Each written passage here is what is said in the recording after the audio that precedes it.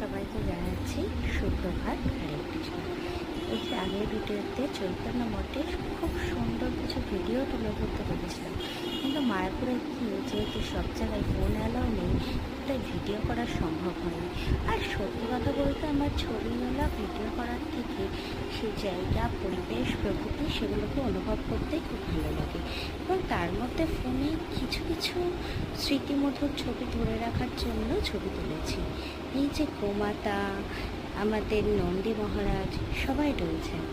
বনুর সাথে এই মানুষটি হচ্ছে আমার শেষ মানুষ, যে সেখানে ছিল বলে আমাদের মায়াপুর ঘোরাটা আমার জন্য আরোই বেশি ভালো হয়েছে। নিজের কাছের মানুষ, পরিবারের মানুষ সবাইকে নিয়ে যখন একসাথে কোথাও ঘোরা যায় তার মজাই আলাদা। যে নরসিংহদেব, প্রভুপাদ, শ্রীনারায়ণ এবং আমাদের শ্রী রাধা মাধব তার অষ্টসখীর সঙ্গে